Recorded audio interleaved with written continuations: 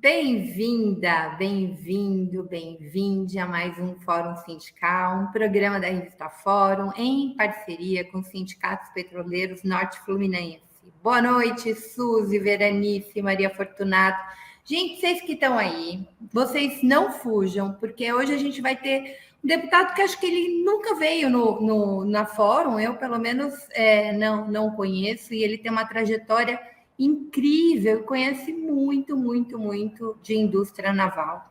E a gente vai falar de uma indústria que pode recuperar a economia do Brasil. Eu sou empolgada com isso, né? Vocês sabem que eu tenho um irmão petroleiro, mas assim, eu sou empolgada por causa da história do Brasil em relação à indústria naval. Eu até preparei, vou pedir licença aqui para os meus convidados para a gente eu mostrar um pouquinho disso para ver se eu encanto vocês tal como eu sou encantada. Mas antes, deixa eu apresentar nossos convidados de hoje. Cadê o deputado Lindemeyer? Tudo bem? Está fechado seu microfone. Uma satisfação ter a oportunidade de conversar contigo e com todos que vão fazer parte dessa conversa. Muito obrigado mesmo pelo convite.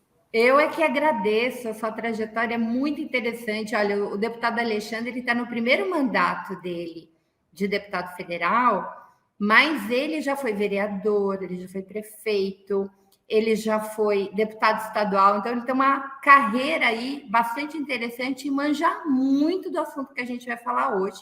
Inclusive, ele fez um requerimento no começo do mês para recriar a frente parlamentar em defesa da indústria naval brasileira. O Efraim resolveu o problema dele de câmera? Efraim Neto, muito prazer, que bom tê-lo aqui. Abra seu microfone. Pessoal, o Efraim é diretor da Veredas Inteligência Estratégica, trabalha com o Berzoini, né? É um jornalista que também manja muito de Petrobras, manja muito desses assuntos que a gente vai discutir aqui. Teseu, meu querido Teseu, já chegou, só vai faltar o Edson, quando o Edson chegar. E aí, Teseu? Boa noite, pessoal. Efraim, deputado Alexandre. Boa noite. Boa noite, Teseu. Boa noite, Efraim, também. Boa noite, deputado. Então tá, gente, ó, como eu disse, eu me empolguei. Deixa eu pôr o fone, porque tá um pouquinho barulhenta a rua. Eu me empolguei e aí eu resolvi fazer uma breve apresentaçãozinha da história da indústria naval no Brasil. Eu voltei, minha gente, para o século XVI. Bom, volta no primeiro lá, né? A nossa capa do fórum, muito bem. Vai andando, que eu até pus umas animações e vocês vão entender por quê. Olha lá, 1531, gente, foi a nossa primeira embarcação. Olha que incrível isso. Eu duvido que vocês que estão nos assistindo sabiam que a gente já construía embarcações. Isso daí é uma escuna, né? Um pergaminho com essas duas velas. O Brasil recebeu o conhecimento acumulado dos lusitanos, que saíram do continente europeu, contornaram o continente africano e chegaram na Ásia, né? E depois vieram para cá. Então, nós acumulamos esse saber há muito tempo. Quando é que surgiu o primeiro estaleiro? Pode ir, Gui, é bem rapidinho a apresentação. Então, ó, a primeira embarcação a gente já viu, né? Foi no Rio de Janeiro, no Caju. Eram esses bergatins, essas escunas, tinham 15 bancos e, claro, utilizou mão de obra indígena, que também fazia suas canoas, enfim, tinha uma tecnologia. 1550, toca rapidinho, Gui. Primeiro estaleiro do Brasil, aonde? Em Salvador. Por quê, gente? Porque nós éramos um lugar, né, de um litoral desse tamanho, especialmente Salvador, já no começo do século XVI, ó, tinha 50 anos que os portugueses estavam chegando aqui. Era um lugar onde se consertava, né? As pessoas, os navegantes paravam para poder arrumar os navios, aí começou a fabricação, né? Então, pode tocar.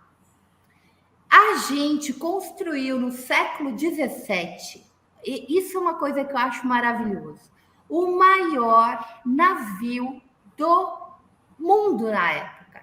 Não, no século XVII, a Inglaterra já tinha feito sua revolução,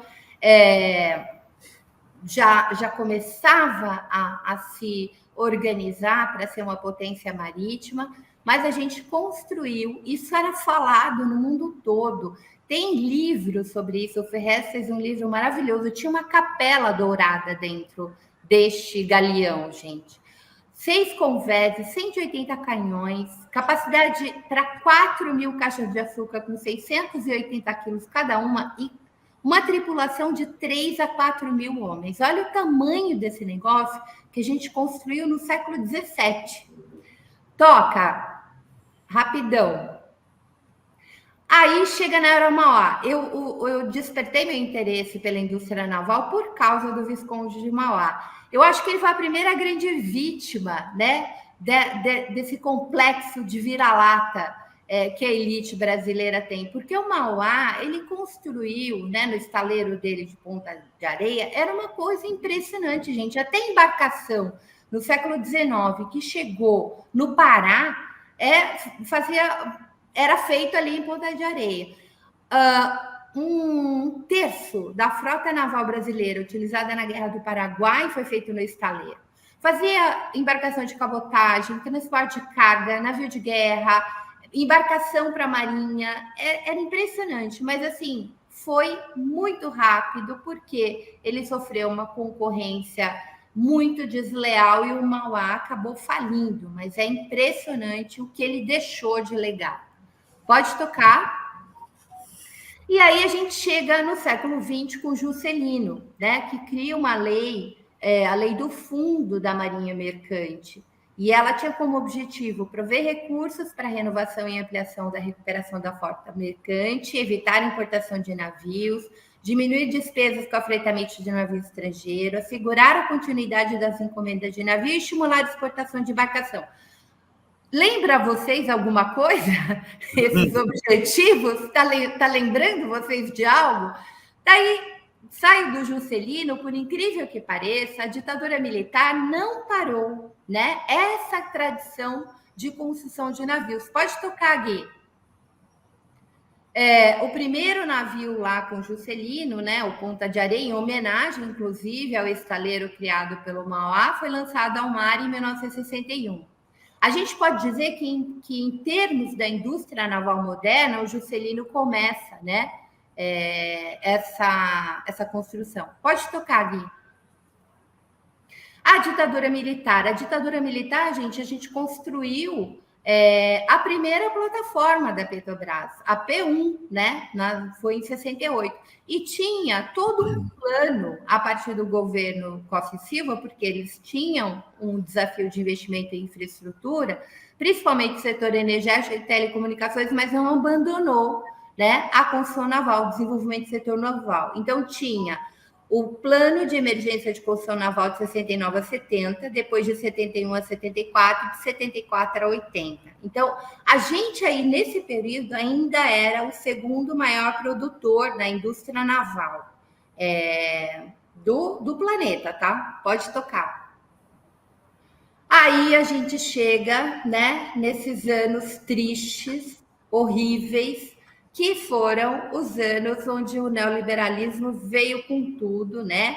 Um enorme desemprego, onde a gente detonou a nossa indústria como um todo, mas assim, a Petrobras foi muito atingida.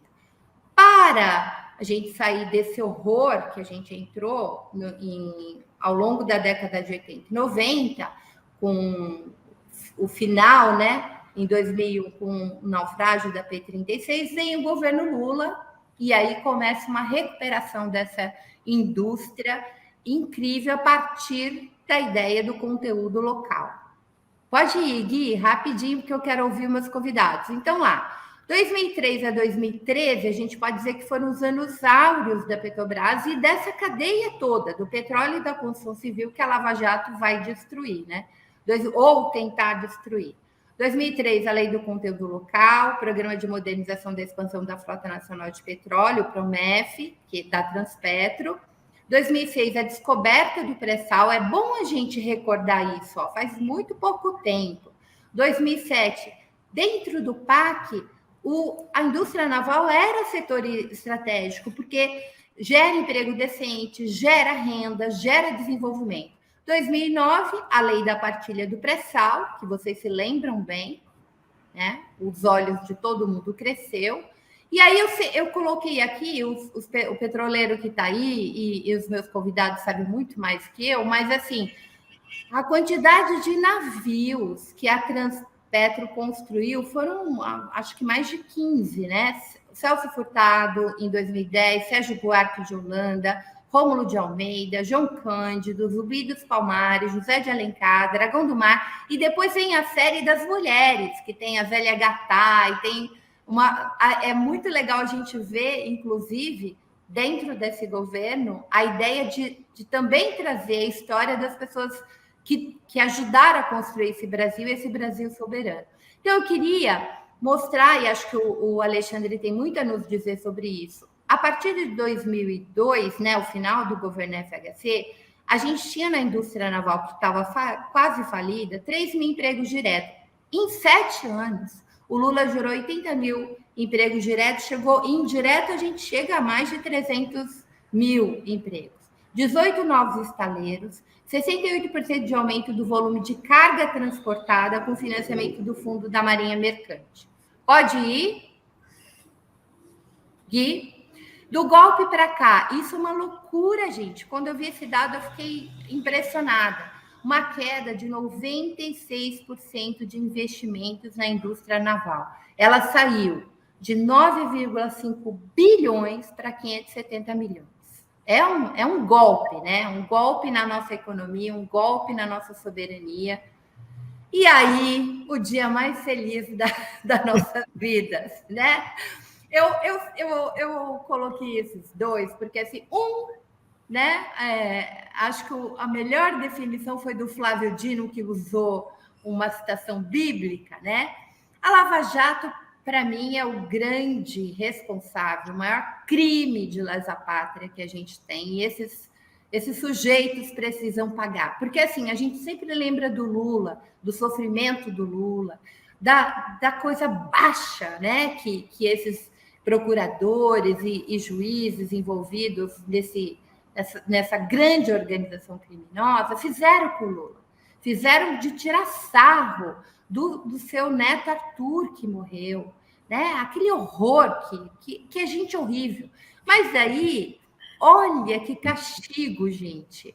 Ele foi jogado para fora do Congresso, cassado, a candidatura impugnada, perde o direito de se candidatar com a lei da ficha limpa. O sujeito, né, era o maior bradador da ficha limpa. Agora a gente vê não só a ironia, mas a hipocrisia. E aí a gente fecha aí com esse PowerPoint, né? Não, tinha mais um, Gui. Eu queria só mostrar o último, não sei se ainda tem. Bom, deixa para lá. A gente fecha com esse PowerPoint e vamos celebrar um pouquinho, porque a gente precisa celebrar, nós sofremos muito, né? Agora, eu queria começar com o Alexandre. Alexandre, eu vi o reitor da Universidade Federal do Rio Grande do Sul falando do Rio Grande, que a sociedade, do período, esse período áureo que a gente falou, ele deu alguns dados muito interessantes. Ele falou que teve uma queda de 50% nos beneficiários de Bolsa Família, porque tinha pleno emprego. Eu queria que você contasse um pouquinho, porque eu vi que desde a sua campanha eleitoral, você tem essa bandeira, né, da construção naval. Você é de uma cidade portuária, você sabe os benefícios que essa indústria gera. Eu queria que você contasse um pouquinho a sua experiência e a gente vai para... Eu queria que você já falasse também da frente. Bom, primeiramente, eu quero fazer uma saudação para ti, Maria, para Efraim, quero saudar também o Teseu, quero aqui saudar também o Edson Rocha. Enfim, primeiro, eu te pediria que se eu começar a ser muito prolixo, tu me corta, tá? Se eu começar a falar demais. Segundo, queria uma uma cópia dessa tua apresentação da história que tu apresenta em relação à construção naval. Tem questões aí que eu desconhecia, né? Entre as quais, por exemplo, esse maior navio do mundo com 170, 180 canhões, 3, 4 mil tripulantes, enfim, desconhecia. E a outra, eu tenho lá na minha prateleira um livro que eu recebi, ganhei de presente, de um cidadão que nasceu bem perto da minha cidade e que a população da região não conhece tanto quanto deveria. E eu ainda não li aquele livro, ganhei de presente. De qual é a história? História do tal do Barão de Mauá, que nasceu em Arroio Grande, tá? E que tu vem nos contando. Eu sabia que tinha morrido pobre, falido, né? Mas aí eu vou fazer uma fala antes mesmo das questões de Rio Grande, e eu queria enfatizar isso que tu traz na história, a gente traz para o presente. Dentro de uma questão de geopolítica mundial, o Brasil nunca conseguiu ter uma situação perene de se colocar como um país soberano, um país que se enxergasse no tamanho que tem, em termos dentro da geopolítica da América Latina, da política mundial, e não com uma visão de intervenção em outros países, mas respeitando a sua soberania e sendo construtor, parceiros dos países da América Latina, ou mesmo da própria África, onde a gente tem uma dívida de reparação extraordinária, né? E o que nós vimos nesse período mais recente? Que aquilo que aconteceu lá, quando se pega lá um cartaz de 1950, quando Getúlio Vargas faz a referência do petróleo é nosso e já anuncia os interesses de terceiros querendo botar a mão no ouro brasileiro, no ouro que ele definia como ouro, que era o petróleo. Depois, a questão da derrubada, da tentativa do golpe em 61, para o Jango não assumir. Depois, na sequência, em 64, o golpe militar imposto sobre a égide da disputa para o Brasil não se tornar um país comunista. Mas não, a prática, o que estava por detrás era a questão das riquezas do país, entre as quais o petróleo. Não é diferente quando a gente enxerga a invasão do Iraque, né? Porque o Iraque está cheio de armas químicas e vai, depois de uma década, não tem armas químicas. Não é diferente a questão em outros países, mesmo a questão da guerra da Ucrânia, ela em Rússia entra na questão dos interesses da geopolítica mundial, é o gás que está lá e assim por diante. E não é diferente do que aconteceu em relação ao nosso país, né? Surgiu um cenário onde o Lula, que eu defino como um gigante estrategista, tem uma habilidade extraordinária, né? Às vezes eu brinco, se eu fosse presidente da República, dia 8 nós estávamos ferrados, porque o presidente tem que assinar aqui uma GLO.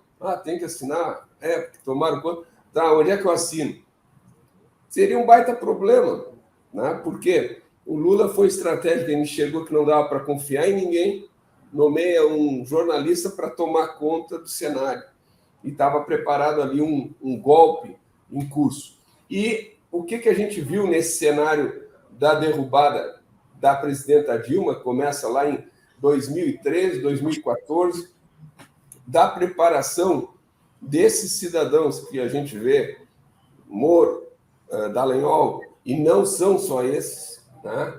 A gente fala, não, tem mais gente aí na caminhada, preparados no estrangeiro, sobre a égide de desconstituir o Brasil que estava se agigantando, um Brasil que consegue enxergar como uma oportunidade extraordinária a retomada da indústria como uma ação de soberania brasileira, né? Dizendo que o Brasil pode ser mais, para além de ser pó, tec e agro, né? Que o Brasil pode ser um país que não precisa só produzir commodities, que o Brasil tem que ter um olhar para a produção de alimentos para o seu povo, para o Brasil que tem que ter um olhar de construção de uma indústria que supere a necessidade de a gente ter que ter políticas, e eu não estou descartando, mas que o Bolsa Família é estratégico, a renda mínima é estratégica, mas se a gente tiver pleno emprego, oportunidades para o nosso povo, é o que todos nós queremos, né? E o que acontece? Lá em 2013 e 2014, aquele movimento dos anônimos, que na época já se dizia, estranho, está acontecendo na Turquia, na Grécia, aqui, acolá, estranho. A questão já estava ali, eles já estavam articulando para derrubar a política desse Brasil gigante, do Brasil do pleno emprego, do Brasil sem fome, do Brasil que construiu centenas de institutos federais, que multiplicou universidades, que investiu na questão da tecnologia, da inovação, e que reconstrói dentro dessa política um setor estratégico que é o naval, que tem um potencial gigante, né? Tanto na parte de produção de plataformas, de navios, de embarcações de apoio, rebocadores, e assim por diante, chatas, enfim. Mesmo para a Marinha do Brasil, barcos de pesca, barcos de passeio, embarcações náuticas, gerando emprego e renda. Rio Grande, dentro de uma política nacional, a presidenta Dilma, defendendo com o presidente Lula, na época, secretária, ministra, ela enxerga, olha, é uma oportunidade de nós desenvolvermos o Brasil em mais espaços, pela magnitude que essa indústria tem. E aí cria a questão do Prominv, Pronatec, qualificação de mão de obra, e com essa carteira imensa de demandas, considerando um Brasil continental com 8 mil quilômetros de costa, com rios, com lagoas, né, enxergando ali grandes oportunidades. E enxerga, por exemplo, quando fala da minha região, onde eu nasci, enxerga uma região deprimida economicamente, de Porto Alegre para baixo, né, com uma estagnação econômica, um índice de desenvolvimento humano baixo, mas com um porto extraordinário, né, em termos de logística, e enxerga lá, vamos trabalhar na ideia de construir estaleiros lá. E fez a construção de 3 estaleiros, 2 com a ideia de construir módulos, e 1 que seria uma referência, só um momento, seria uma referência para o país, que é um estaleiro com um dique seco, com uma capacidade de... São 310 metros de comprimento, 110 metros de boca,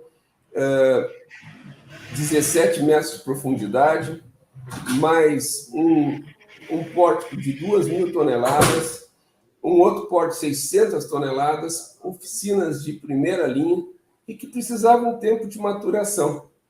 10 anos é o que todos diziam. 10 anos é o tempo necessário para você montar a estrutura, você ganhar mão de obra, qualificar, com competitividade. Nessa narrativa, o que eles fazem? Eles dizem, o Brasil não é capaz. Não tem. O Brasil não constrói plataforma. O tamanho do Brasil é limitado. Esqueceram, por exemplo, a história da Petrobras, que é estratégica. A Petrobras, gigante em termos de participação na pesquisa, na inovação, na geração de trabalho, de renda, e referência mundial.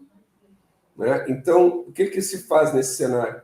Eles destroem não só a questão da indústria, mas também tentam, de todas as maneiras, gerar uma mácula à imagem da Petrobras. Sim. De tal maneira que os próprios trabalhadores passaram a ser alvo de uma visão do nosso povo de tu trabalha lá naquele negócio, naquela roubalheira, né? E outra coisa que eu queria dizer, se porventura teve aqui ou acolá problemas, tem que apurar, tem que responsabilizar, mas vai no CPF, não na questão do CNPJ.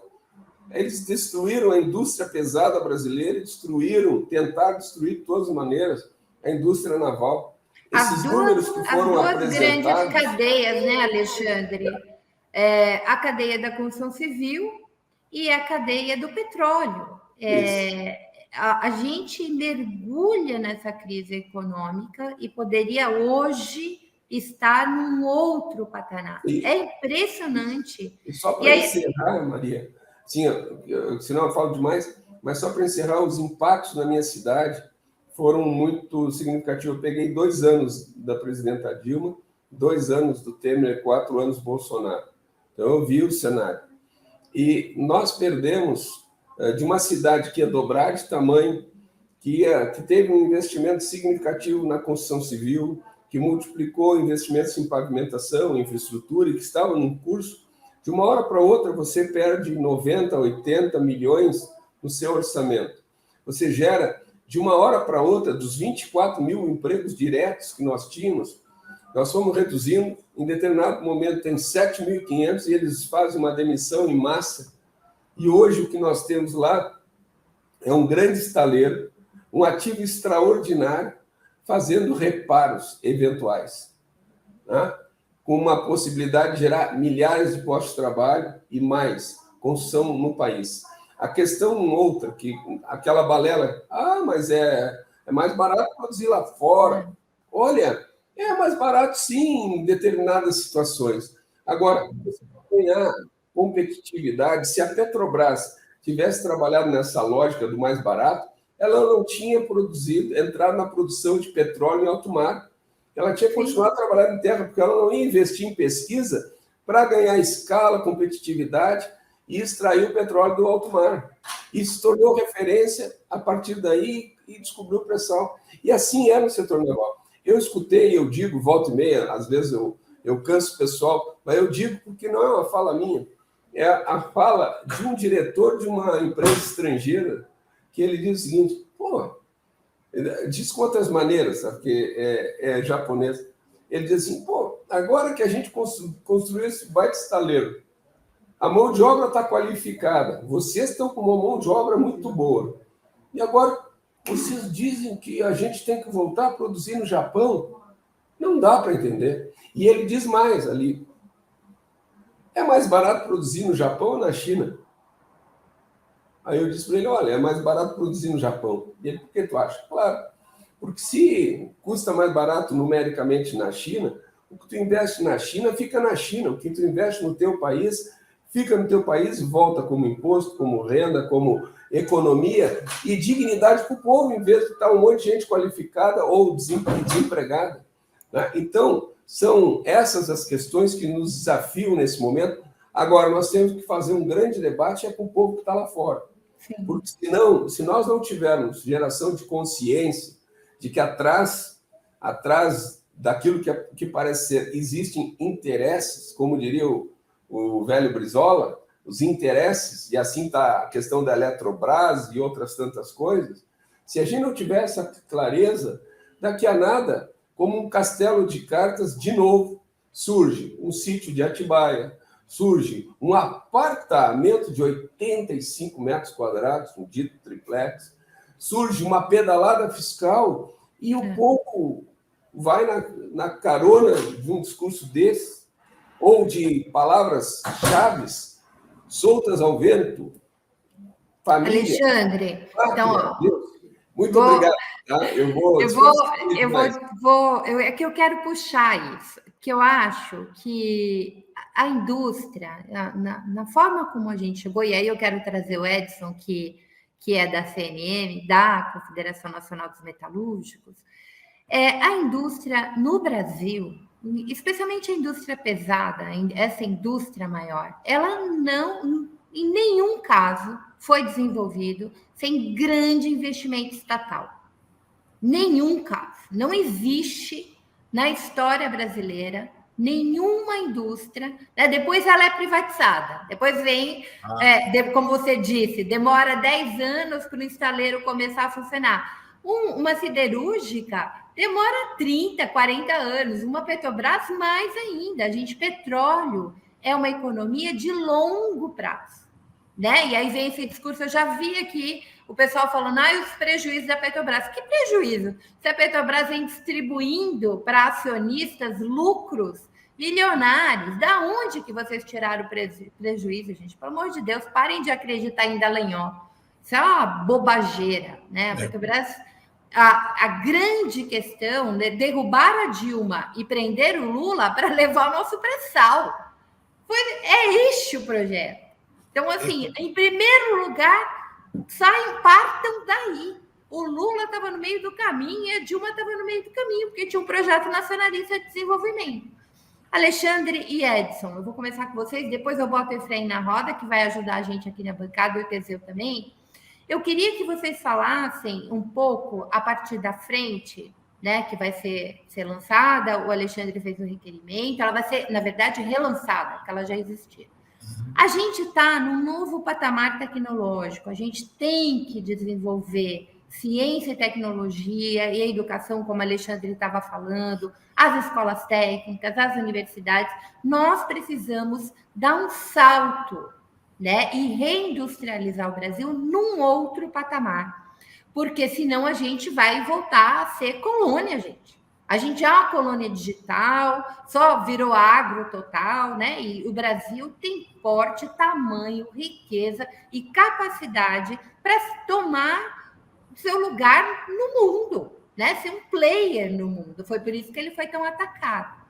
Eu queria saber, via Congresso, via frente, com o FUP, com a CNM, com os trabalhadores, enfim, os atores, né, dessa indústria, o que vocês pretendem fazer? Porque, assim, nós precisamos de uma política de Estado, inclusive para segurar o que você acabou de falar, para não ser uma coisa que você derruba o governo e você acaba com o regime de partilha, você acaba com a lei de conteúdo local, né? Você destrói tudo aquilo que foi construído. Eu queria ouvir um pouco o Edson, depois eu passo a bola para o Efraim, e o Alexandre também vai dar o depoimento, porque ele vai estar lá. Alexandre, você vai estar coordenando, vai presidir essa frente? Sim, nós já conseguimos mais de 200 assinaturas. Vou ter que recompor uma, porque uma das assinaturas era do deputado Dallagnol, né? E o que nós vamos fazer é o lançamento dessa a nossa frente no dia 21 de junho, né? Fizemos uma readequação na data, e como dissesse, a ideia é que nós tenhamos nesse espaço, para além dos deputados, todos os segmentos que vêm e reconhecem esse setor como estratégico de soberania, de desenvolvimento de nação, de geração de trabalho, de renda, de oportunidade de agregação, de tecnologia nacional e assim por diante. Então, e a partir desse espaço, a gente fazer um plano de trabalho com a maior representatividade possível, né?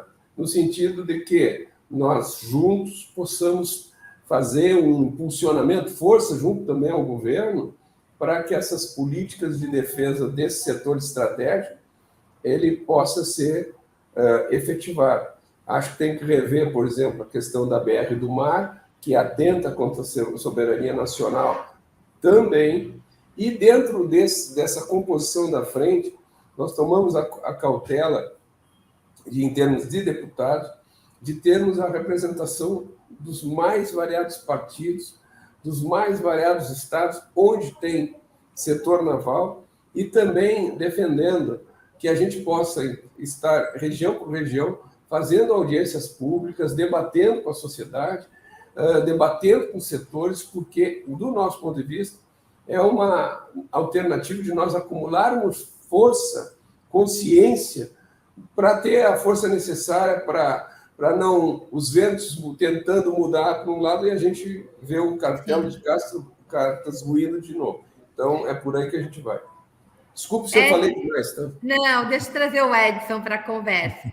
Edson, você vem de um setor que, tradicionalmente, na época do Juscelino também, né, teve um grande impulso com a indústria automobilística, mas a metalurgia não é só isso, né? A gente acha que metalúrgico é só o ABC, mas não é. Eu queria que você é coordenador, né, do setor naval da CNM. Eu queria que você falasse um pouco da perspectiva aí da recriação da indústria nacional, porque, gente, nós somos desindustrializados. E a gente não vai sair desse horror que entramos, né, com trabalhadores subempregados, empregos precarizados, né, as pessoas vivendo de bico, de aplicativo, sem a gente criar indústria e trabalho decente. Queria dar perspectiva do trabalhador aí. Ok, Maria, obrigado aí pelo convite. Primeiro, um abraço a você, um abraço ao Alexandre, ao Efraim, o nosso grande companheiro Teseu.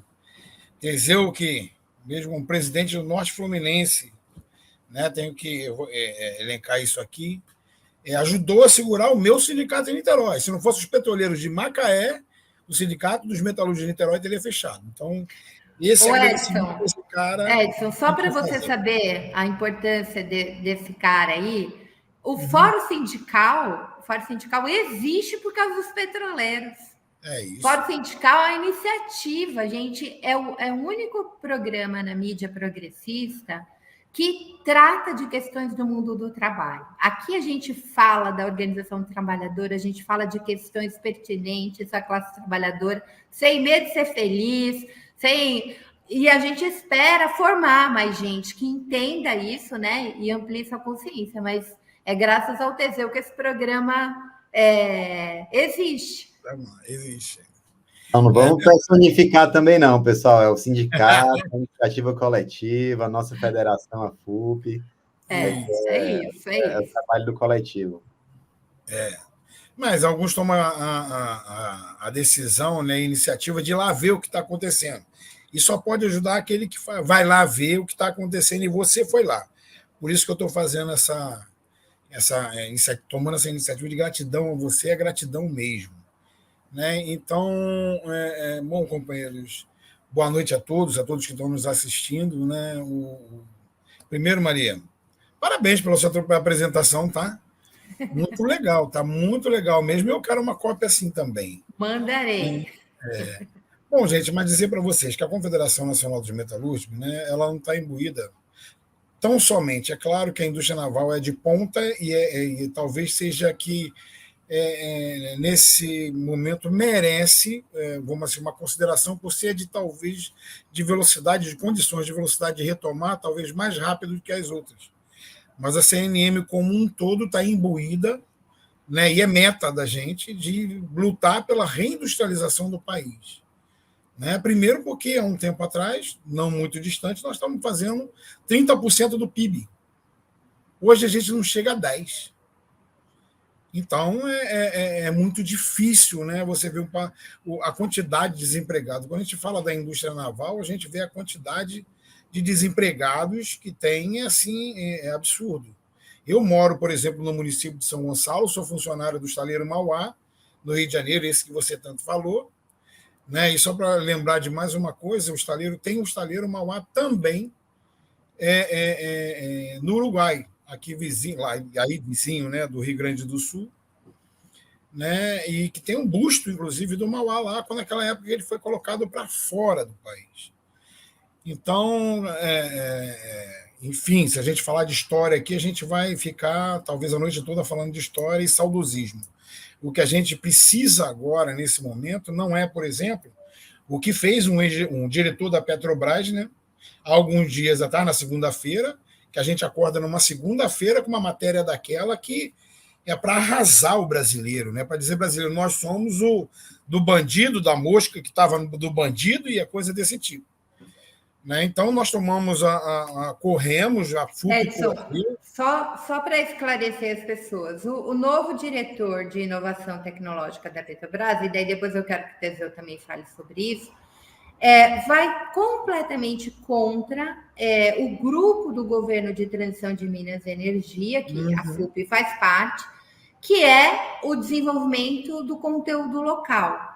E ele disse, acho que foi nos Estados Unidos, né? Não me lembro se foi nos Estados Unidos. Ele disse que o Brasil não iria desenvolver conteúdo local, não faria plataformas como construiu ao longo do governo Lula e Dilma, porque era muito caro. Aquele argumento que o Alexandre estava combatendo.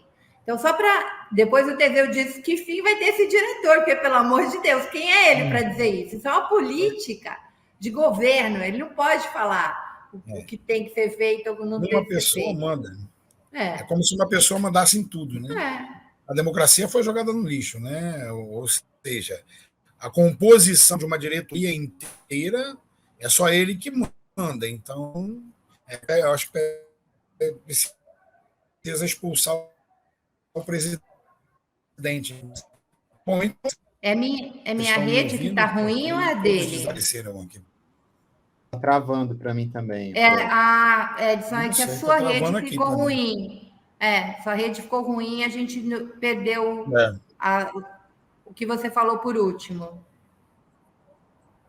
Tá, então, na verdade, né, a gente, na CNM em si, o que a gente está fazendo, a gente não vai ficar olhando para pessoas, por exemplo, desse tipo.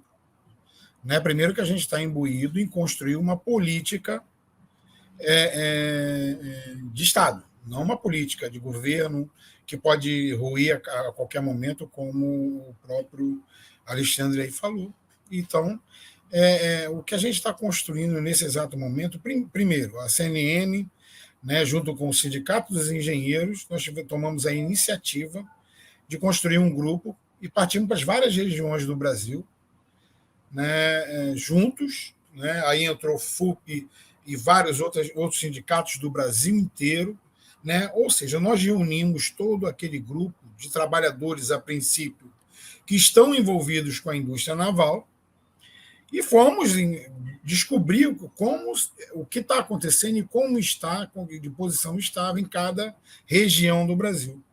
Conseguimos ir para as 4 regiões, né, fizemos 3 seminários, né, isso ainda antes, né, da eleição do Lula, e produzimos um documento, né, do que a gente achava que tinha que acontecer para voltar. Né?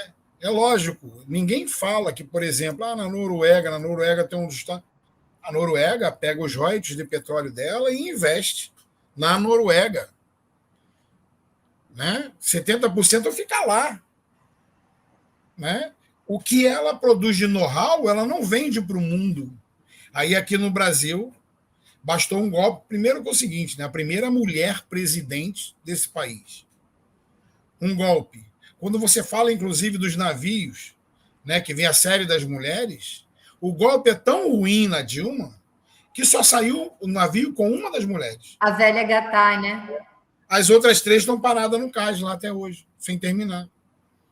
Então, essa covardia que a elite brasileira promove, né, que a gente quer combater. E combater a gente só pode fazer de uma maneira, criando política de Estado para que a indústria naval seja perene. Não só a indústria naval, como várias outras. Nós antes do golpe, né, a indústria de infraestrutura do Brasil era número 1 do mundo. Número 1 do mundo. Né? A Odebrecht sozinha, por exemplo, aqui falando o nome, né, que eu não queria falar o nome de ninguém, mas já falando do Odebrecht da Vila, tinha 500 mil trabalhadores, né, dela. O que ela produzia ainda de terceiro, a gente não sabe, não tem essa conta no mundo. A Lava Jato, segundo os estudos do Diese, a Lava Jato, no total, né, da sua ação, fez o Brasil perder em torno de mais de 2 milhões de postos de trabalho e, se a gente for pensar em termos de trabalho indireto, chega a 4,5 milhões de postos de emprego decente, de trabalho com carteira assinada, com renda decente, não essas mixarias que se querem pagar depois da reforma trabalhista. Este é o crime de lesa pátria da Lava Jato. É por isso que Moro, que Dallagnol, que Bretas e toda essa quadrilha precisa pagar. Não só porque eles fizeram contra o Lula, mas quando eles fizeram contra o Brasil. Edson, eu vou trazer o Efraim, que está quietinho desde quando entrou, e depois o Teseu. Efraim, você que vem acompanhando, assessorando, eu queria que você trouxesse aí elementos para a gente pensar em termos estratégicos. Boa noite, Maria, boa noite, companheiros, boa noite, deputado, boa noite, Teseu, que é aí vamos dizer que é o dos braços mentores da articulação política de pensar o conteúdo local. E eu vou contar aqui como surge um pouco a minha entrada no tema naval. Em janeiro, o deputado Edson, a gente fez uma conversa aqui com o deputado Bezoim, que é aqui também diretor da Veredas, e a gente está sugerindo há um tempo para a FUP, o sindicato estava aguardando aí com FUP, eleições sindicais, para fazer um debate importante sobre conteúdo local no país. Porque, pensando em inteligências estratégicas, nós temos um papel muito importante. O sindicato tem, o setor privado tem e o parlamento tem. Principalmente os parlamentos são da base do governo e do partido do governo, que é nós precisamos gerar renda e emprego rapidamente. Se eu quero discutir taxa de juros, se eu quero discutir inflação, se eu quero discutir um movimento econômico que garanta, de fato, segurança, não é segurança para o governo Lula, é segurança para que o país tenha um crescimento sólido. Naturalmente, isso ajuda o governo Lula, óbvio.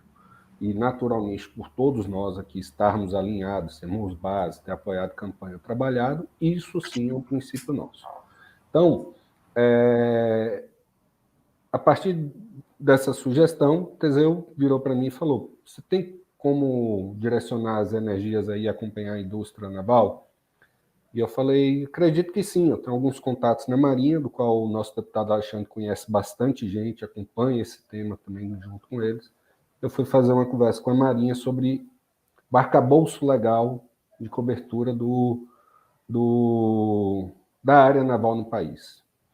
E aí você percebe que desde o golpe para cá, diversas armadilhas foram feitas.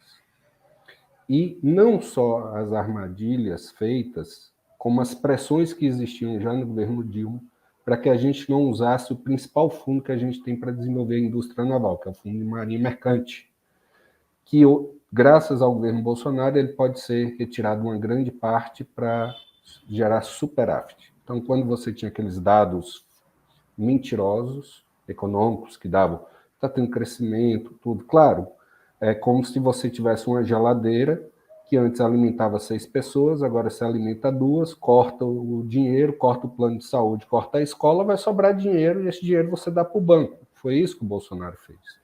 E foi isso que fizeram com a indústria naval. Deixaram só o esqueleto do navio, esvaziaram as estruturas que a gente tinha, perseguiram as empresas que tinham capacidade de fazer esta gestão, não só no ponto de vista jurídico, mas no ponto de vista econômico. Porque este debate passa muito forte pelo papel que os bancos têm na geração do financiamento para a retomada da indústria naval.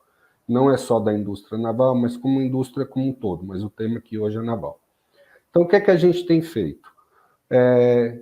A equipe do deputado propôs à frente, eu me juntei com a equipe dele, dando aqui em nome do Paulo, que está tocando isso, e reunimos patronais, reunimos sindicais, trabalhistas, e junto ao governo, no braço aí do Ministério do MDIC, a gente está construindo uma matriz de ações que precisam ser realizadas para garantir a curto prazo o que é que pode ser feito para retomada da indústria naval em diversos segmentos: reciclagem, descomissionamento, construção de pequenas embarcações, financiamento da marinha militar mesmo, que é extremamente importante.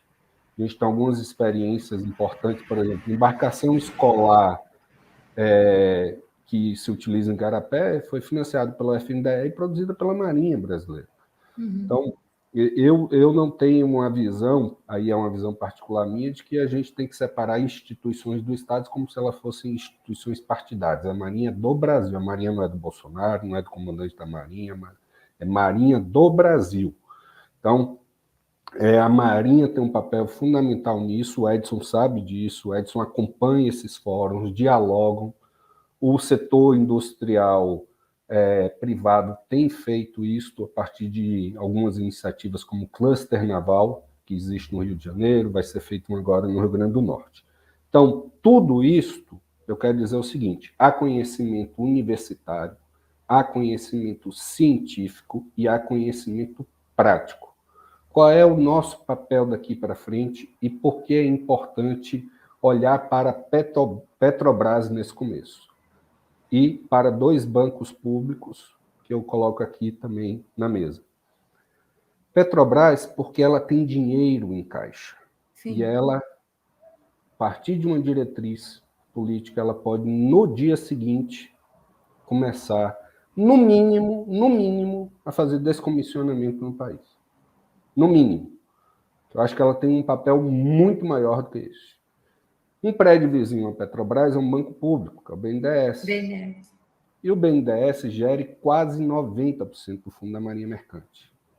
Claro que a taxa de juros, que aí sendo um bom português para muita gente que ainda não entende a relação, significa, taxa de juros alta significa que o empréstimo não chega para as pessoas. Significa que as empresas que têm um pequeno lucro ou que usam ali o lucro, estão pegando isso que seria lucro deles e capitalizando em pagamento de juros, o que tira total capacidade de investir em tecnologia e investir em novos negócios. Ou seja, é uma forma de você matar a indústria.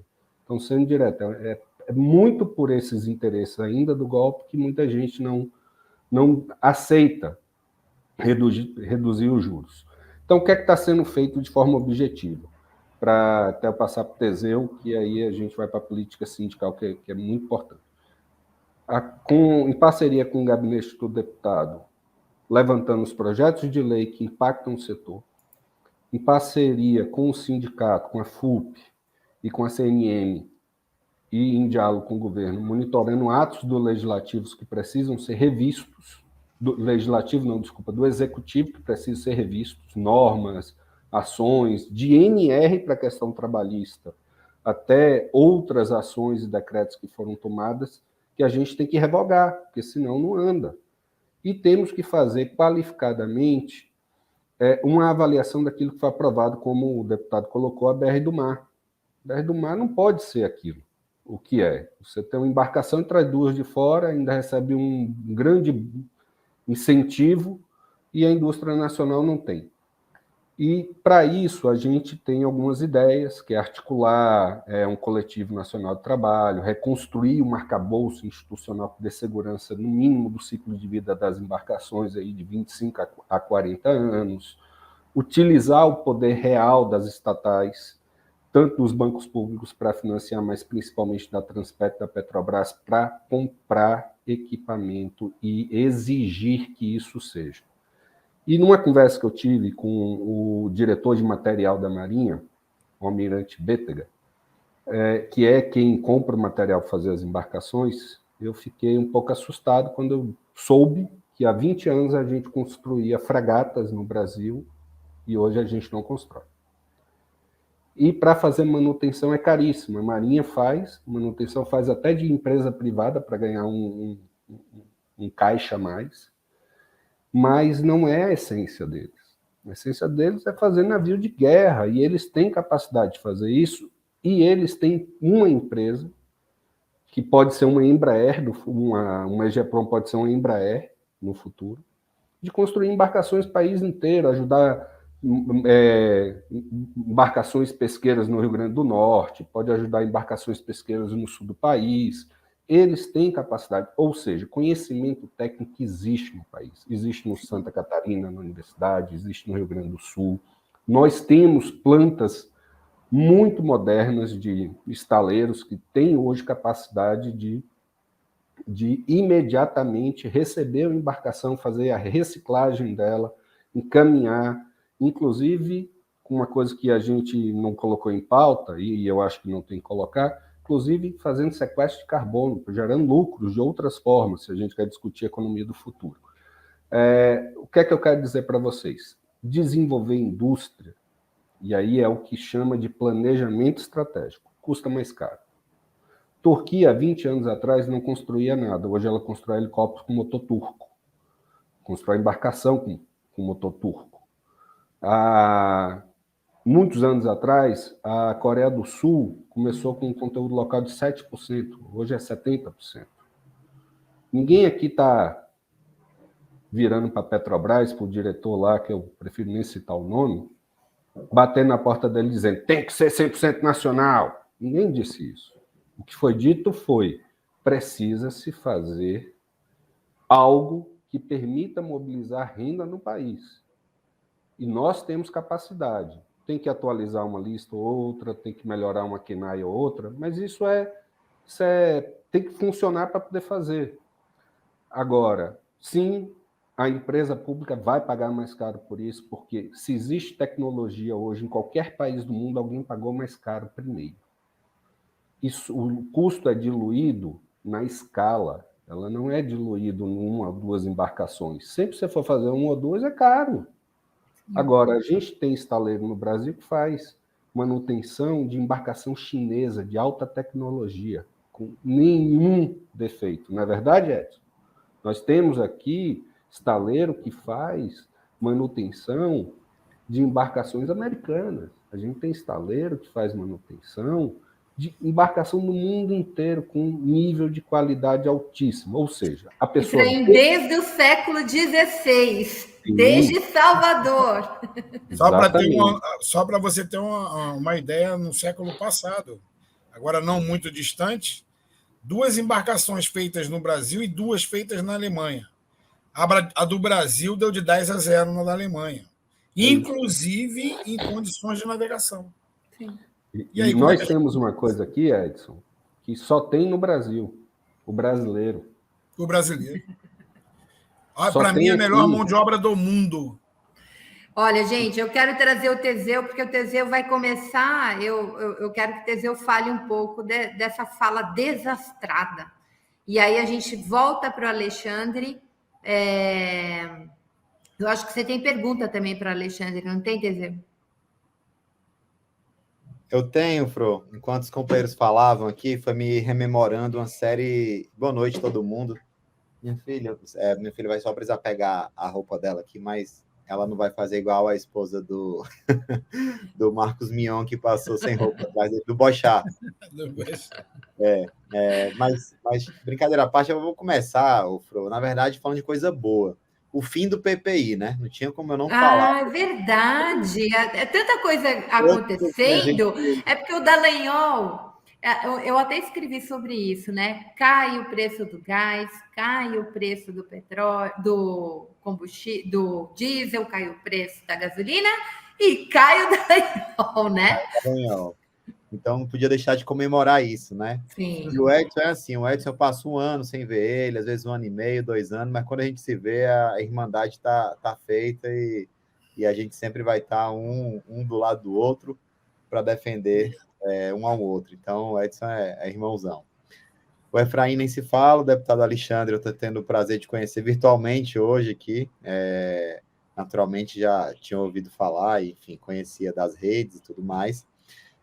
Mas assim, eu estava aqui, enquanto vocês todos falavam, me veio um filme à cabeça, né? Eu entrei na Petrobras com 18 anos no governo Lula, em 2006, como operador de produção. E em 2009 eu tive a oportunidade, que eu digo que foi uma das oportunidades profissionais melhores que eu tive na vida, que eu fui para Angra dos Reis. Primeiro eu passei 6 meses embarcando na plataforma P50 da autossuficiência, que o Edson conhece bem, porque foi construída aí nas barbas dele aí. E aí, em seguida, eu fui para Angra dos Reis acompanhar a obra da plataforma P56. Então, eu estava ouvindo vocês aqui, procurando minhas fotos da P56, que é a plataforma que, até hoje, ela tem o maior conteúdo local da história do Brasil. A P56, ela saiu com o maior nível de completação, ela foi a que teve menos atraso na entrega da obra. Ela, até hoje, ela é referência em tecnologia, ela é uma plataforma altamente automatizada, com tecnologia brasileira, com engenharia brasileira, e eu sou dessa plataforma. Eu ajudei a construir essa plataforma. Eu vi o estaleiro Brasfels, lá em Angra dos Reis, com 18 mil trabalhadores, bombando, era uma loucura, de manhã, de tarde, de noite.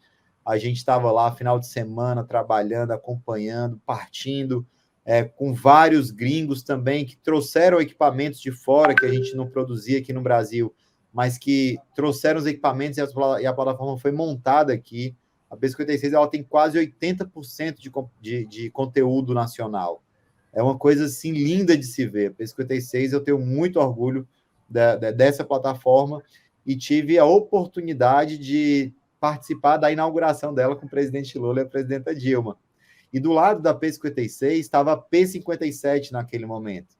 E a P57 também, que hoje é uma plataforma no Espírito Santo, que opera também, ela opera também Bacia de Campos, mas na área territorial do Espírito Santo, e que também é uma plataforma de muito orgulho para a gente, enfim, temos história também, companheiros que eu conheci no estaleiro e que estão lá na P57 até hoje, né? E a gente está falando isso, Fro, não é de 20 anos atrás, não, até porque eu era adolescente nessa época, de 20 anos atrás.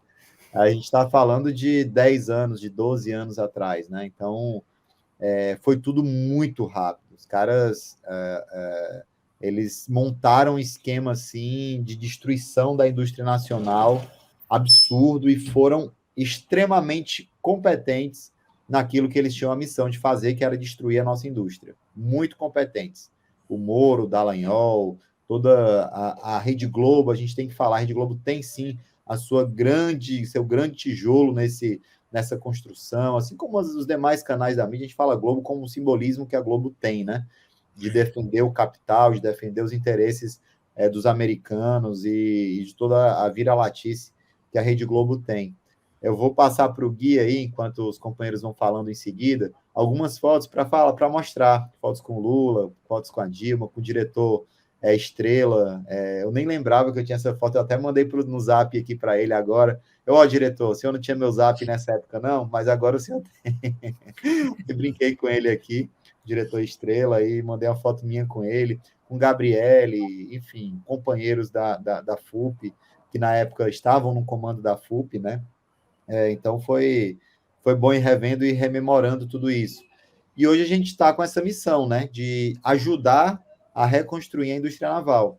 E a fala do diretor da Petrobras foi extremamente infeliz, que se fez necessário a FUP soltar uma posição pública contra a fala do diretor.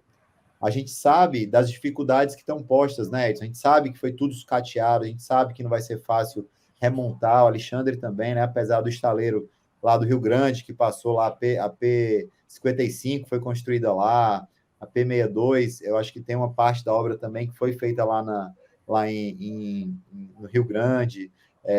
Então, acho que até as P70 já deram passada por lá também, já no final da sua montagem.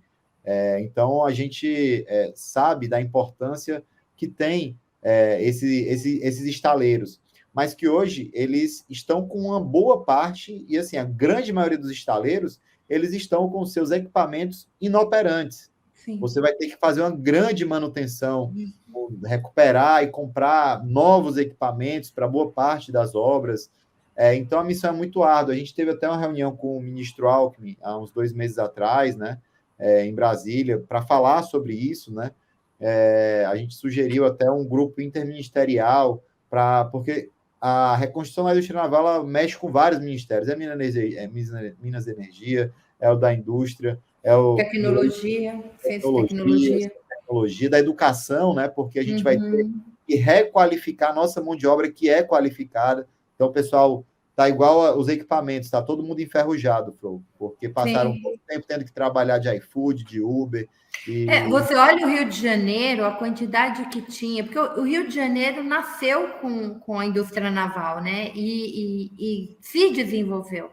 E aí, eu me lembro, o Edson de São Gonçalo, as escolas técnicas, né? Com os cursos, formando para os estaleiros, enfim, a gente vai recuperando isso, a gente começa a recuperar Macaé, recuperar o Rio inteiro, o Rio Grande. Você falou de Caju e Mauá aí, Froy, são os 2 maiores estaleiros do Rio de Janeiro. Rio de Janeiro e Niterói, né? Um do lado, outro do outro, né? O estaleiro do Caju e o estaleiro do Mauá. Então, eu acho que é uma missão muito árdua e a gente a gente tem que identificar as dificuldades para contornar essas dificuldades. A gente sabe que não vai ser rápido, a gente não vai estar daqui a 2 anos inaugurando uma plataforma nova, mas a gente não pode chegar com o discurso que a gente não vai fazer isso. Muito pelo contrário, a gente tem que falar que pegaremos lá, ao invés de distribuir 210 bilhões de reais para acionista, nós vamos pegar esse dinheiro e vamos diminuir ele pela metade e botar esses 100 bilhões para voltar para o Brasil, para gerar a indústria, voltar com a indústria, voltar com os empregos, voltar com a educação, voltar com a mão de obra, com todo o sistema de serviço que tem posto. Então, o trabalho é muito grande. Teve reunião ontem, inclusive, a Efraim participou, eu estava ali do lado do Silva, tá, Efraim, naquela hora daquela reunião. Né? Não sei se o Silva falou lá, mas o Edson estava também. A gente estava numa reunião com, enfim, vários atores, né, falando sobre isso. E eu acho que a nossa missão é identificar esses problemas e ver o que é. O BNDES precisa financiar o estaleiro tal, beleza. O estaleiro tal tem problema na justiça, vamos ver aqui, tem que fazer um acordo de leniência aqui para poder desamarrar esse... Porque uma das dificuldades que tem é jurídica também. Hoje, os grandes atores, eles estão bloqueados, eles não podem sequer participar das licitações, porque a Lava Jato fez o desfavor para o Brasil de bloquear todos esses atores. Então, veio passando um filme ao longo desses anos, nesse período em que o Edson, o Efraim, o deputado Alexandre falaram, né? E eu fiquei muito grato com a sua apresentação, Flor. Realmente, ela traz ali uma profundidade. Muitas coisas eu também não sabia, tá, Alexandre? Muita coisa ali, muita coisa nova para mim. Ia pedir também. Eu tive o privilégio de ser o primeiro a ver, viu? Eu mandei para Efraim, falei assim, Efraim, eu me empolguei, fiz uma apresentaçãozinha. É porque eu gosto muito do Mauá. Mauá, para mim, é uma figura... Pena que, assim, era rápido, gente, era só para a gente mostrar que a gente tem uma tradição secular. Secular. Então, a nossa assim, costa, né? Não, eu sou historiadora, eu sou historiadora e a minha especialidade é racismo, enfim, o período da escravidão. O Mauá, para mim, quando você pensa, puxa vida, se a gente conseguisse gestar industriais, né, empresários, com essa visão nacional, de soberania nacional, com projeto nacional. Porque é isso que falta. Assim, por mais que a gente fale da Odebrecht, né?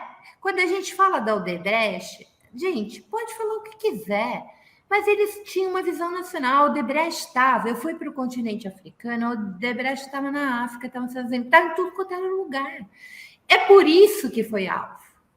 Porque é isso, o Brasil, ele é tão gigante, ele é tão incrível, né, em termos de riqueza, de território, de população, de ciência e tecnologia, se deixa o Brasil livre, a gente domina o mundo. É essa a grande questão.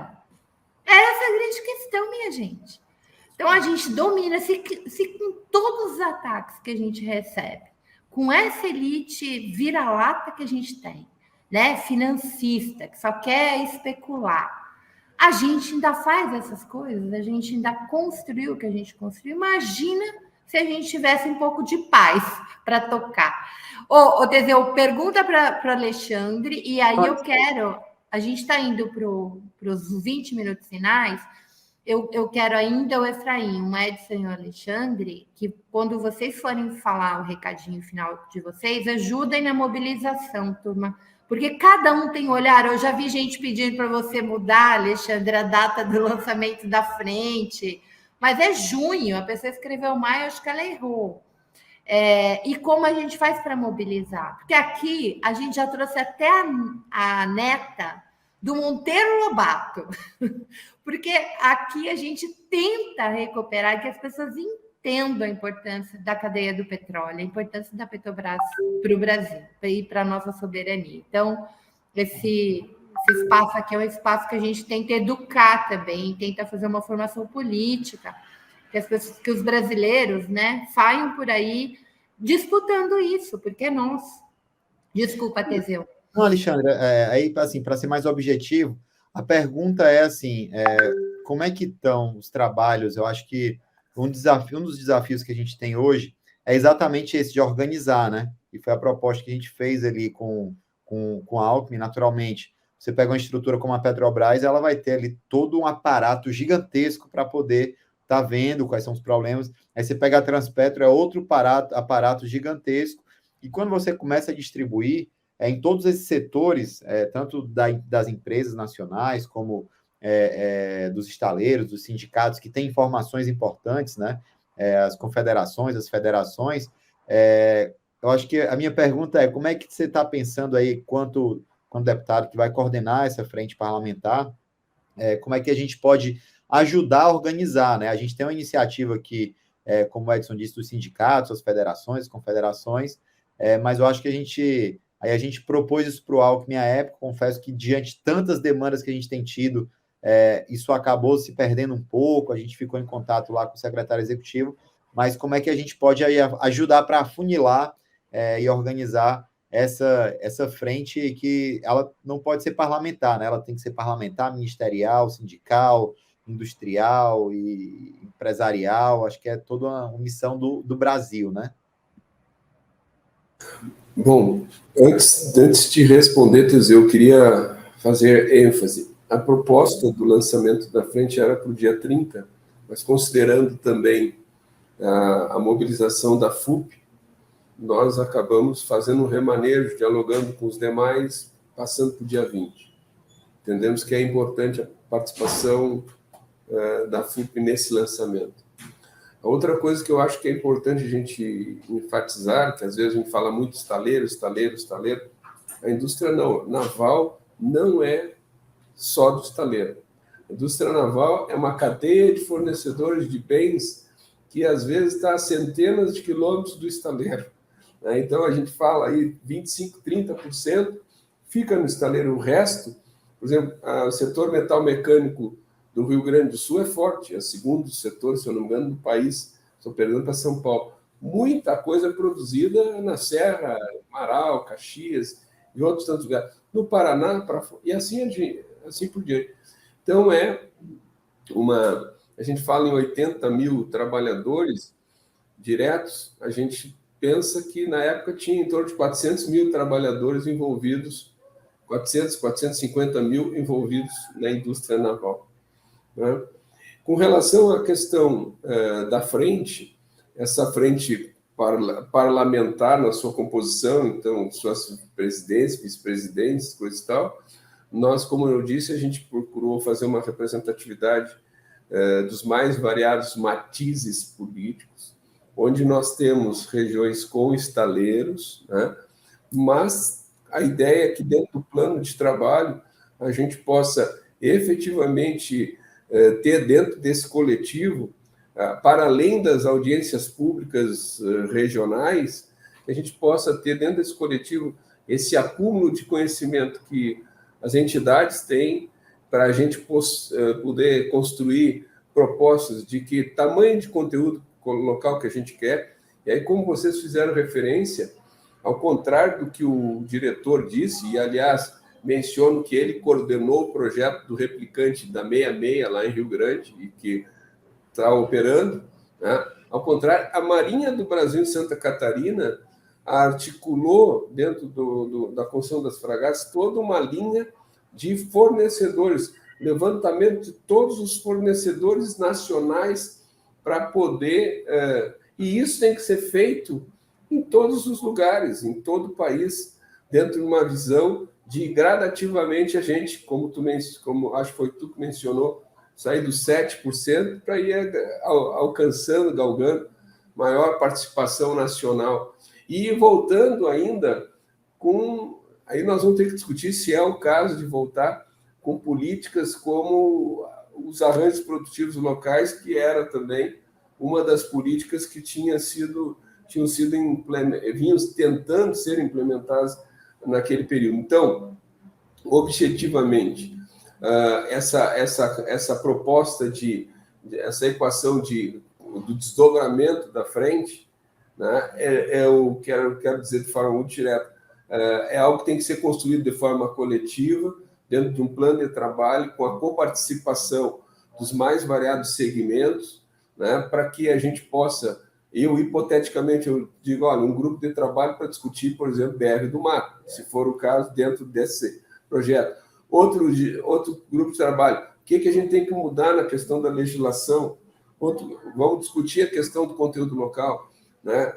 Outro grupo de trabalho, qual é a coparticipação dos ministérios que são afins à pauta, para que eles estejam sendo copartícipes da nossa sensibilidade como sociedade, como atores, empresários, trabalhadores, a questão das nossas universidades, institutos federais, os parceiros na área da tecnologia e inovação, para que a gente possa construir algo que seja efetivo, né?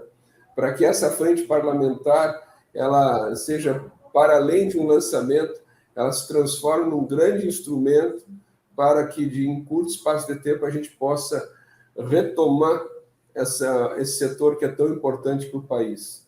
Eu fico por aqui, não é uma receita de bolo acabada, né?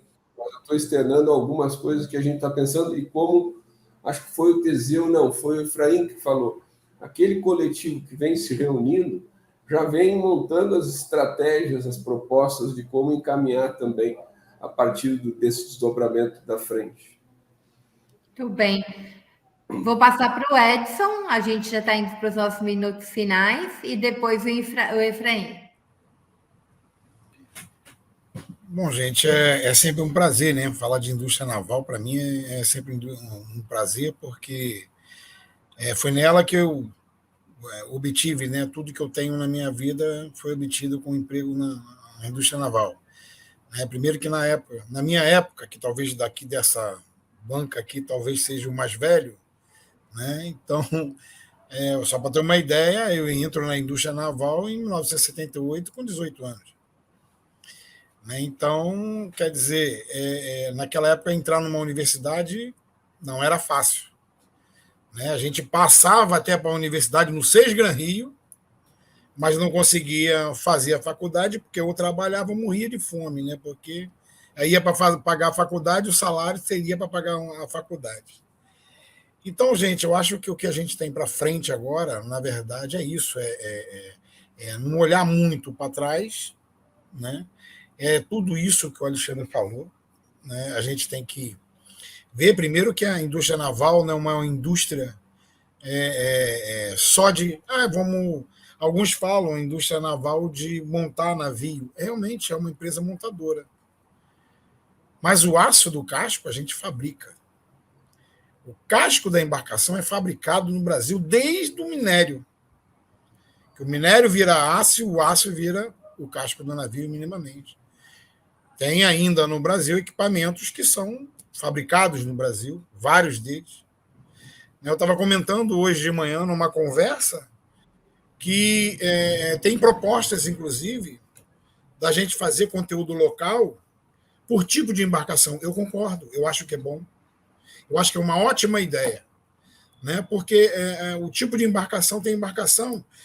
Vou dar um pequeno exemplo aqui, uma embarcação que tem um turco, que vai mover âncora de plataforma, por exemplo, o turco só é feito na Noruega. Ela não abre mão do know-how dela, nem abre mão de fabricá-lo. Quando vai para algum país, é a fábrica dela que vai para aquele país e fabrica lá. Mas, na maioria das vezes, é fabricado lá. Por isso que eu falo da política de royalties, uma série de coisas que... E eu acho que a palavra-chave, Alexandre, me desculpa aí, da piruada, mas a gente vai ter que dar piruada dessa, porque eu estou dentro de um dos grupos de trabalho. A palavra que você falou, para mim, é soberania.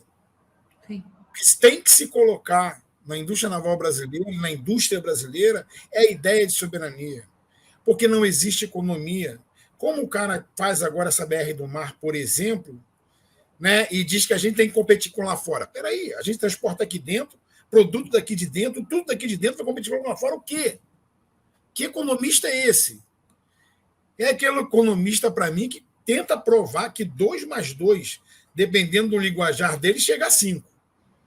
Né? Porque ele vai lá em cima, volta, vai cá embaixo, 2, tira 1, bota 3, bota 9 fora 3, você esqueceu daquele que caiu aqui embaixo e vira 5. Né? Então, são essas pessoas que querem acabar com a industrialização no Brasil, e existem essas pessoas que querem não deixar o Brasil realmente ter soberania. Maria, você foi maravilhosa quando fala da ideia, né, de que o Brasil, se deixar, a gente ganha o mundo. E a gente está ganhando, e o Lula é prova disso. O metalúrgico está ganhando o mundo inteiro. Está todo mundo no Brasil falando, o Lula está lá no Japão, está viajando, está lá para fora. Quem está falando isso não sabe, por exemplo, que no Brasil, o Japão hoje é o número 1 do mundo em construção naval. Mas não para de construir nunca. Não compete com China, não compete com ninguém. Tá? Ele é número 1 justamente porque ele se aprimorou. Dos maiores construtores de navios para cruzeiro do mundo é o Japão.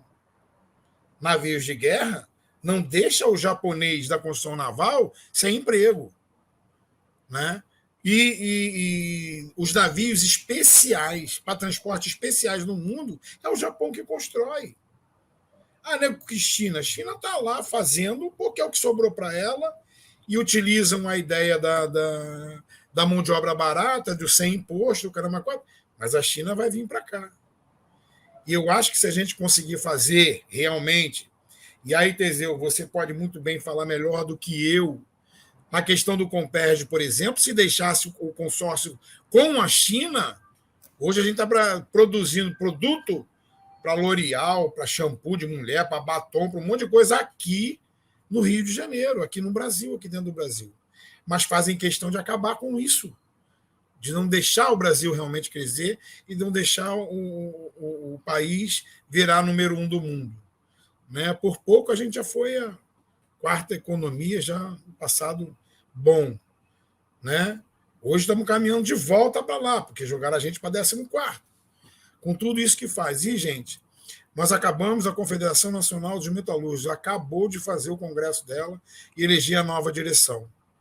E o mundo inteiro, todos os internacionais que saíram dos seus países, inclusive Estados Unidos, que vieram para a nossa confederação, o discurso é um só. A economia de um país que quer viver de commodities está fadada a quebrar, está fadada a morrer. E os Estados Unidos já começa uma política de reindustrialização do próprio Estados Unidos. Alguns falam, você acha que os bambambam da economia vai deixar a coisa da China, sair da China para vir para cá? Não. Capitalista não tem bandeira. Eu concordo que capitalista não tem bandeira. Mas o político daquele país capitalista tem que pensar também que se o povo não tiver nada, quem é que vai apoiar ele? Quem é que vai apoiar a política daquele país? E se os Estados Unidos, como dizem, né, é número 1, ele não vai querer perder esse posto. E a gente está começando a caminhar para um mundo mais social. Né? Brasil, né, outros aí agora, está vendo lá no Equador, aquela coisa maluca lá, né? Querendo dar golpe, voltando a tantos anos atrás. Então a gente acha que temos tudo novamente para encaminhar o Brasil. A indústria naval vai ser a ponta de lança. A Petrobras, novamente, vou repetir uma coisa que eu falei há 10 anos atrás, 10 não, quase 15 anos atrás. A Petrobras é a lança, é a ponta de lança. É a empresa que vai fazer o pilar. É o pilar da indústria naval, tem que ser a Petrobras. Mesmo porque a gente ainda não tem no Brasil, vamos dizer assim, ainda bem definido de como se faz o financiamento para a Marinha do Brasil, né, para a aeronáutica do Brasil, sem ser somente com o capital do governo. Então, a gente tem que ver. E uma coisa que tem que ser dita, gente, a indústria naval é uma indústria que tem que ser financiada, né, por parte estatal, por banco estatal, como falamos no BNDES, como é o Fundo de Mercante, tem que gerar política, sim, para poder a gente conseguir financiar. Porque nenhum banco privado vai jogar o valor de um navio para ver se ele vai funcionar e, por outro, levar 20 anos para devolver o dinheiro. Sim. Com os juros, menos da metade do juros do mercado do país, que é os juros hoje do Fundo de Maneira Mercante, e que muitos dizem que está alto. Então, a gente tem que, sim, e para a indústria em qualquer lugar do mundo retomar, tem que ter o apoio do governo. Tem que ter o braço do Estado apoiando o financiamento, a construção. Não é só apoiando o financiamento, não, é vigiando também. Sim. porque a gente sabe quem a gente tem, tá? De empresários, não vou falar nomes aqui, realmente tem. Né? Mas o pior a Lava Jato fez, condenou os CNPJs e não condenou nenhum CPF. Né? Os CPF estão andando para cima e para baixo. E eu estou vendo empresas enormes paradas e o trabalhador desempregado no Brasil. Então, eu acho, gente, eu ia agradecer a você, Maria, a todos aí da Revista Fórum, pela oportunidade. Espero que tenhamos mais oportunidade para falar disso, porque os trabalhadores estão aflitos, doidos. Né? Eu saio aqui na rua no município de São Gonçalo, em Niterói, a gente vai para a rua toda hora, um camelô, um transeunte para, isso é, pô, e aí, está voltando. Eu falei, voltando. Lula já voltou e a indústria naval vai voltar em breve. É isso. Obrigada, Edson. A gente vai voltar várias vezes. Quando lançar a frente, quando começar os estaleiros e todas as demais indústrias entrar em funcionamento, a gente tem que falar sobre isso.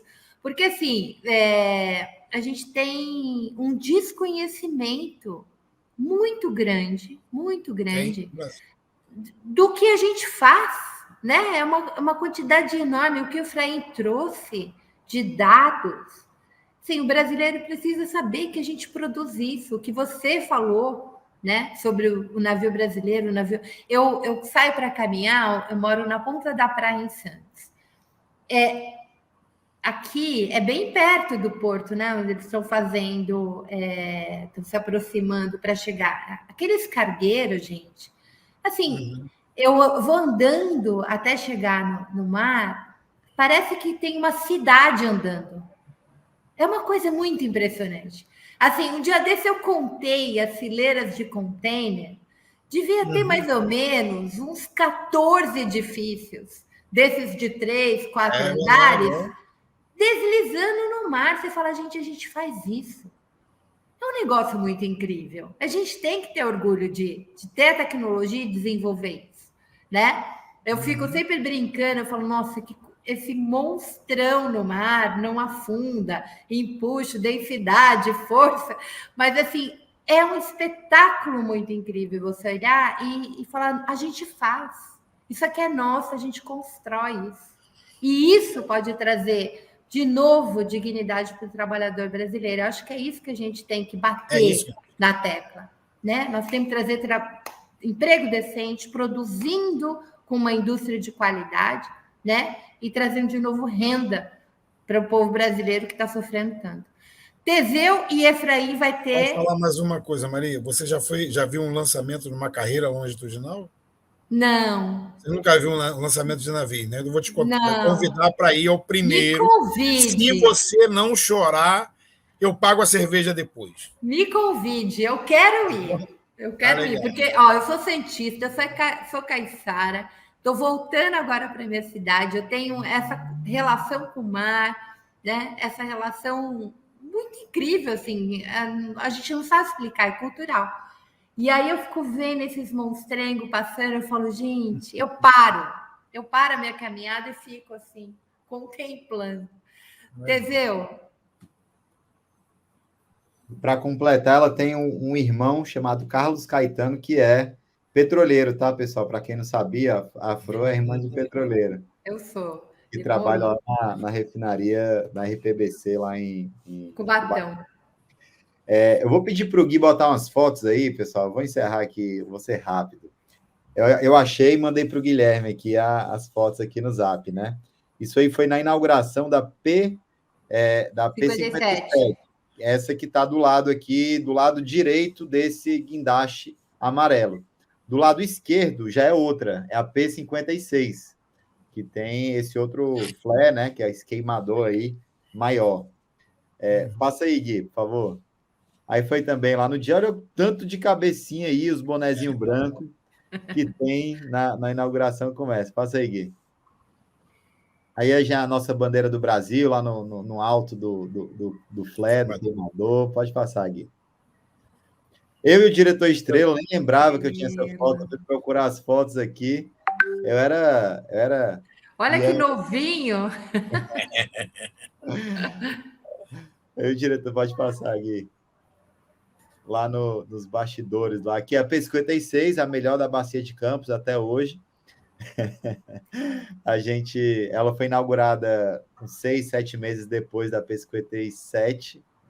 Pode passar, ela tinha sido nem montada ainda, estava só a parte de cima da plataforma. Que é uma peãozada lá esperando o Lula chegar. Telão, a estrutura lá por trás. Passa aí, Gui. Aí de novo, a foto. Eu, o Gabriel e o Moraes. Moraes. O ex-coordenador da FUP. O Gabriel, vou mandar para o Gabriel também. Ele sabia nem quem eu era nessa época. Aqui o Lula, só essa boca que tem aqui no canto superior direito em cima. Assim. A Joaci ali, ó. Joaci está assistindo a gente, está vendo ele também. Ó. Joaci sempre colado. Não podia aparecer o Lula, que o Joaci com certeza estava do lado. Ele conseguia empurrar todo mundo. Ele estava sempre do lado do Lula na foto. Passa aí. A direita aqui é Serjão, né? Eu acho que é. É o Sérgio Abad, isso aí. Isso, Sérgio Abad. Pode passar, Gui. É Sérgio Abad de novo. Olha o Bigode aqui. O Bigode está de volta, hein? É o Bigode está de volta. Me ligou. Ele ligou também, né? Na vinda do Lula aqui. E o G. Dias lá no fundo, ó. É, né? Passa aí, Gui. Aí pronto. Aí o resto da galera aí tá... Pode tirar, Gui. É só uma lembrança boa que eu tive aqui, tinha que compartilhar com vocês hoje, que justamente na indústria naval, e é esse orgulho, essa vontade de voltar com tudo isso, que eu acho que muito motiva a gente, né? Ver um emprego decente, o povo, de fato, com... O Alexandre falou do preço, né? Ah, não, que é mais caro, dizem, né, Alexandre, que é mais caro fazer fora no Brasil. É mais caro para quem, né, cara pálida? Você está gerando emprego lá na China, lá na Índia, numa condição de trabalho análoga à escravidão, então, mais caro para quem, né? E, além de tudo, você está jogando o nosso dinheiro para fora do país. Então, Teseu, nesses 40 anos da CUT, a FUP tem um papel importante, né? A memória da classe trabalhadora, se os trabalhadores não contam, não recontam sua história, quem é que vai fazer? Com que olhar vai fazer? Vocês têm aí uma tarefa importante, né? De resgatar esses anos áureos aí, que eu acho bacana. Você repassando, eu fiquei aqui pensando, olha que legal, da perspectiva do trabalhador, como é que foi? Alguém que entrou aos 18 anos, que ajudou a construir a plataforma que trabalha, é incrível. Muito bem. Efraim. Você bem objetivo. Eu acho que o grande debate, e aí para deixar claro, quando se fala em indústria, cadeia produtiva como um todo, tá, gente? Sim. Trabalho formal, trabalho informal. Teseu tem números maravilhosos sobre o impacto da Lava Jato na Bacia de Campos. Tem fotos Tem fotos que relatam, que não são maravilhosas, o abandono dos prédios em Macaé e também em Campos, devido a esse ataque que houve. Mas o que é que eu acho que a gente tem que ter em mente? E aí a frase do Teseu e do Edson e do deputado é perfeita. É caro para quem? Porque se você olha para o umbigo que passou o cartão de crédito, entre aspas, é caro. É caro se não estiver desenvolvendo tecnologia, porque tecnologia, a depender dela, tem valor imensurável. Mas vamos pensar assim, uma coisa que o Temer e o Bolsonaro fizeram. Quando eu estou na cidade de Lapão, Bahia, e fecho a agência do Banco do Brasil, significa que eu não demiti 4 bancários e 2 seguranças ou 4 seguranças. Significa que aos sábados, de 15 em 15 dias, tinha uma feira na frente da agência bancária que não existe mais. Então, quando o Edson relata os ambulantes perguntando se vai voltar ou não, a gente, infelizmente, está falando de um mercado informal, tá, gente? Mas existe uma movimentação nesse mercado informal que garante também comida na boca do povo brasileiro.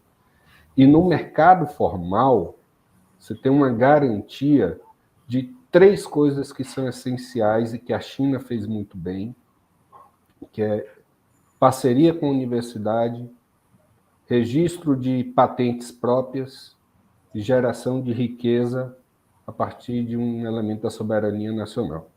A gente, tendo isso como eixo, toca o trabalho via frente parlamentar e traz um guia, um norte para o país naquilo que a gente tem que entregar nesse setor. Acho que é assim que eu queria me despedir e agradecer a oportunidade de estar aqui contigo, que é a primeira de uma longa parceria que a gente está construindo, uma fórum também, para ajudar a debater. É isso. Obrigado, boa noite. Muito bem, agradeço demais. Alexandre, você quer dar o último recado? Olha, é a primeira vez que um deputado, eu tenho que dizer isso, seja bem-vindo e tomara que você volte várias vezes aqui. Primeira vez que um deputado vem no nosso programa, fica do princípio ao fim, dialoga, ouve. Foi uma delícia ter a sua companhia aqui, viu, Alexandre? Bom, então eu vou aproveitar esses últimos 10 minutos que me faltam. Não, brincadeira. Só para arrematar, o Edson fez uma fala referente à questão do Japão. Uma contribuição que a gente escuta muito, e aquele cidadão dirigente de um estaleiro japonês, ele dizia: a indústria japonesa tem 100 anos. A indústria naval tem 100 anos. Tem que ser política de Estado. Tem que ser prioridade. Porque se a gente começar a enxergar aqui ou acolá, desmancha a indústria. E a Coreia não foi diferente. A Coreia enxergou dentro eles falavam em tríplice hélice, envolvendo também a academia. Então, muito feliz de estar aqui nessa sala. É mais um passo nessa caminhada. E nós vamos retomar essa indústria que é estratégica para a soberania do nosso país. Enfim, um forte abraço para todos e todas. Muito obrigada. Gente querida que nos acompanhou, deputado Alexandre, Edson, Efraim, meu querido. Alexandre tem um jaleco da FUP já, deputado? O jaleco que eu ganhei ontem é esse aqui, ó. Da CNE. Dos eletricitários. Vamos trabalhar pela Eletrobras? Isso, também. Legal. Teteu vai para Brasília, já vai levar o jaleco. Olha, Efraim, agora você conseguiu uma data para ir para Brasília, viu?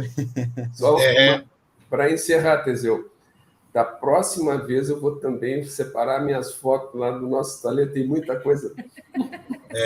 Eu quero ver essas fotos. Vocês me mandem essas fotos que eu vou colocar na apresentação e mando o link para vocês.